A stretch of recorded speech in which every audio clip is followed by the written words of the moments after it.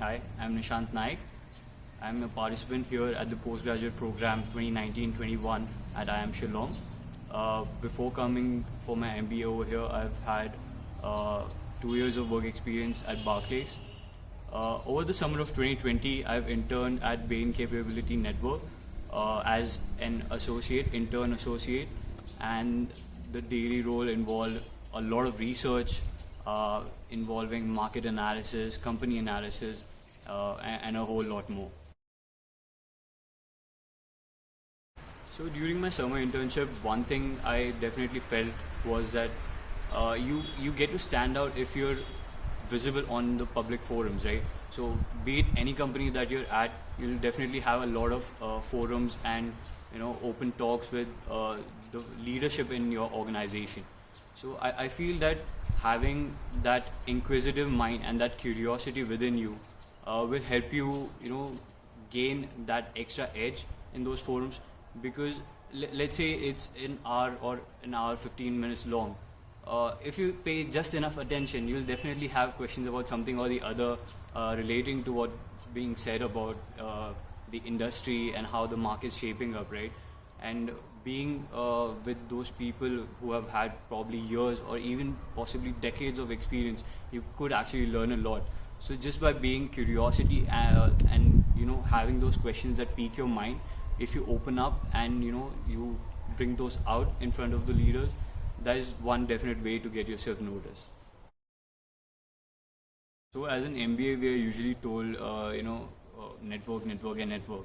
So networking is a big part of MBA and the corporate life thereafter. So again, definitely having worked in a virtual capacity because of the ongoing pandemic, not being able to network because you're not on the office space, you're not on the office floor, you do not see people going around you. So it's definitely a little bit more difficult, or to be honest, a lot more difficult.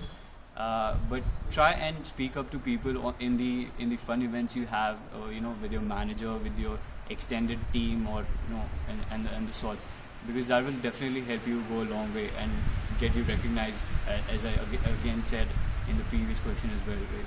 So yeah, that was definitely the biggest hurdle, not being able to network.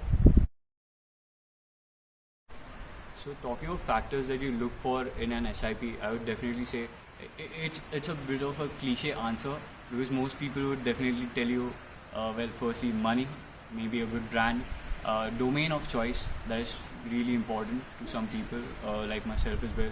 And from my personal experience, I've seen that if you do follow your own interests, you are naturally going to do well at what you're doing, right?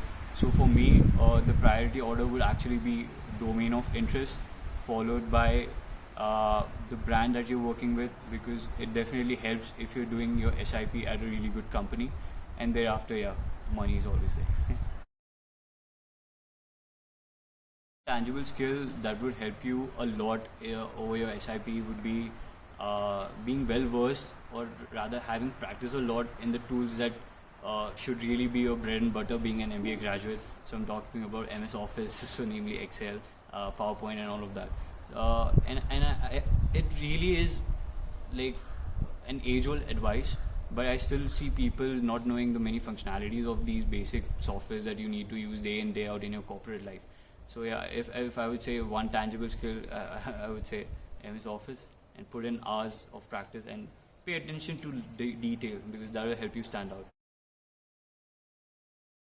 So to prepare for your SIP, I would say the first year of your MBA actually sets the foundation for much of the learning that you would have at your internship. So things like finance, marketing, all of these really form the very basis on which, say, research or analysis is really based on. So I would say pay attention in classes, if possible, which you should. And apart from that, if you've got some spare time before your internships, just brush up on your skills, whatever they may be. If you're an engineer, probably a bit of programming, or just some logical stuff to help scratch that itch in your brain. And yeah, just brush up on skills.